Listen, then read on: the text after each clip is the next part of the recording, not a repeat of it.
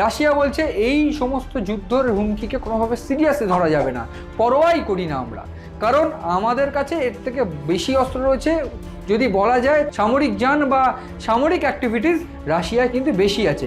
এখানে আমি একটু তথ্য দিয়ে যেতে চাইবো, ইউএসের কাছে কিন্তু 64টি, অর্থাৎ আমেরিকার কাছে 64 সাবমেরিন রয়েছে এবং রাশিয়ার কাছে রয়েছে 65টি।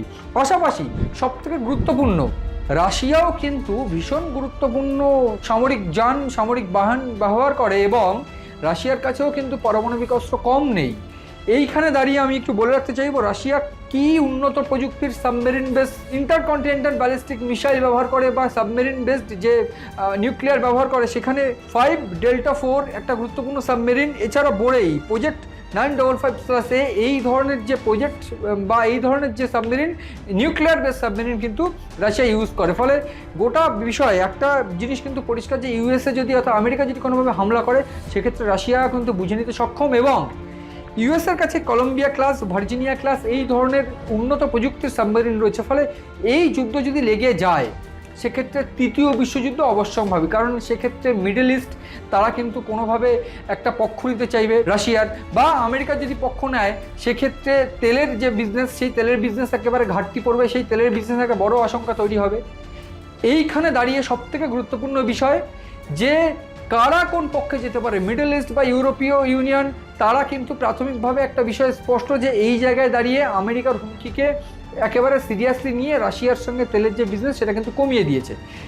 এইখানে ভারত কি করবে বর্তমানে, ভারতের কিন্তু সেরকমভাবে ইতিমধ্যেই আমি একটু বলে রাখতে চাইবো, ডোনাল্ড ট্রাম্প একেবারে সদ্য প্রেস কনফারেন্স করেছেন এবং প্রেস কনফারেন্স করে জানিয়েছেন যে আমি শুনেছি ভারত রাশিয়া থেকে তেল কেনা বন্ধ করে দিয়েছে। সেক্ষেত্রে এটা ভালো খবর, কিন্তু তার সত্যতা যাচাই করতে হবে। তো এই যে বিষয়টা এখানে খুব গুরুত্বপূর্ণ, কয়েকটা রাষ্ট্রীয় সংস্থা ইতিমধ্যে রাশিয়ার থেকে তেল কেনা বন্ধ করেছে ঠিকই, কিন্তু সেক্ষেত্রে তেলের যোগান ভারত কোথা থেকে দেবে? সেক্ষেত্রে একটা বিষয় স্পষ্ট যে ভারত রাশিয়া ইউক্রেনের সঙ্গে যখন যুদ্ধ বাঁধে, সেই সময় আমেরিকা সহ বিভিন্ন মধ্যপ্রাচ্যের দেশগুলো সেগুলো কিন্তু একেবারে রাশিয়ার উপরে ব্যান্ড কোনো বিজনেস তারা করতে চায়নি।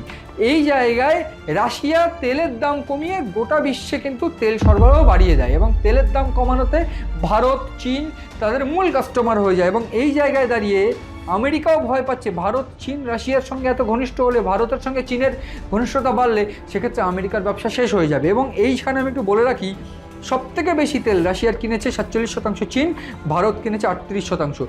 এবং বিশ্ব বাজারে রাশিয়া তেলের দাম ব্যারেল প্রতি $40 কমিয়ে দেয়, অর্থাৎ ভারতীয় টাকায় সেটা 3000 টাকা ব্যারেল প্রতি কমিয়ে দেয়। ফলে সেই সময় কিন্তু একটা বিজনেস ভারতের বেড়ে যায়, সেই সময় রাশিয়ার সঙ্গে তেলের বিজনেস বেড়ে যায় এবং এই জন্যই রাশিয়ার অর্থনৈতিক স্ট্রাকচার দাঁড়িয়ে রয়েছে, যেটা ইউক্রেনের সঙ্গে যুদ্ধ করতে কোনোভাবে একেবারে সক্ষম হয়ে যাচ্ছে রাশিয়া, সেটাই মনে করছে আমেরিকা এবং সেই নিয়ে হুমকিও দেওয়া হয়েছে। ফলে ইতিমধ্যেই ভারত যদি সেই ব্যবসা বন্ধ করে দেয় তাহলে সমস্যা একটু পড়বে, তার কারণ ভারতকে ইতিমধ্যেই সেই তেল কিনতে গেলে পশ্চিম এশিয়ায় ফিরতে হবে এবং পশ্চিম এশিয়া মানে ইরাক, সৌদি আরব, আরব আমির সেই সংযুক্ত আরব আমির সেই এইসব জায়গা ছাড়াও ইরান থেকেও কিন্তু তেল কিনতে পারে ভারত।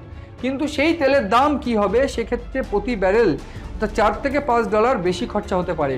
বর্তমানে যা খরচ তার থেকে $4-5 কিন্তু বেশি খরচ হতে পারে বর্তমানে, যদি এই পশ্চিম এশিয়ায় ফিরে তেল কিনতে হয়। ফলে ভারত কিন্তু ব্রাজিল থেকেও তেল কিনতে পারবে, এই একটা কানেকশন কিন্তু এই মুহূর্তে ভারতের রয়েছে। কিন্তু একদিকে যেমন আমি বলার চেষ্টা করলাম ভারত সমস্যায় পড়লে কী করবে, কিন্তু তৃতীয় বিশ্বযুদ্ধ আরও একটা বড় সমস্যা, কারণ ইরান ইসরায়েল সংঘাত, অন্যদিকে আমরা দেখেছি পাকিস্তানকে হাতে নিয়ে পশ্চিম এশিয়াটাও কিন্তু ধরার চেষ্টা করছে আমেরিকা।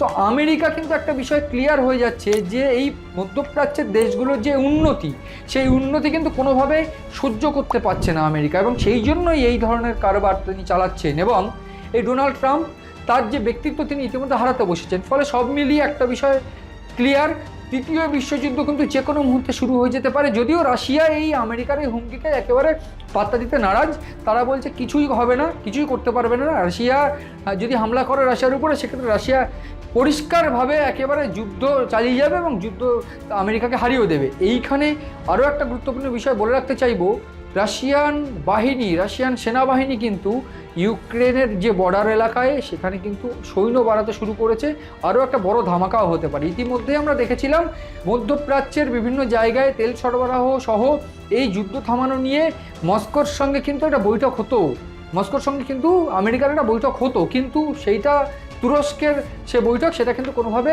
একেবারে বাতিল হয়ে যায় এবং ঠিক তারপরেই রাশিয়া পাল্টা হামলা করে ইউক্রেনের উপর। ফলে সব মিলিয়ে এই যে রাশিয়ার সঙ্গে ইউক্রেনের সংঘাত, এই সংঘাতে আমেরিকা যদি প্রবেশ করে, একদিকে ডোনাল্ড ট্রাম্পের লোভ, অন্যদিকে এই বিভিন্ন রকম করে ষড়যন্ত্র বা ট্যারিফ ষড়যন্ত্র, সব মিলিয়ে ডোনাল্ড ট্রাম্প যেরকম অস্তিত্ব হারাতে চলেছেন বা ডোনাল্ড ট্রাম্প নিজের ব্যক্তিত্ব হারাতে চলেছেন, সেই জায়গায় দাঁড়িয়ে যদি যুদ্ধ শুরু হয়, রাশিয়া যদি পাল্টা আক্রমণ করে, সেক্ষেত্রে অন্যান্য দেশ কিন্তু রাশিয়াকে সাপোর্ট করা শুরু করবে। সেক্ষেত্রে ইউরোপীয় ইউনিয়নের বিভিন্ন দেশও কিন্তু রাশিয়াকে সাপোর্ট করবে। তখন কি হবে? তখন রীতিমতো আমেরিকা সমস্যায় পড়বে। ফলে সব মিলিয়ে গোটা বিষয়টা স্পষ্ট, ভারত নিজের জায়গা ঠিক বেছে নেবে, ভারত কোনোভাবেই সাধারণ মানুষের সমস্যা হতে দেবে না, এবং আমেরিকাকে রাশিয়া কিন্তু কোনোভাবেই তোয়াক্কা করতে নারাজ। বরং যদি তৃতীয় বিশ্বযুদ্ধ শুরু হয়, রাশিয়া ভারত এক্সট্রা অ্যাডভান্টেজ পাবে।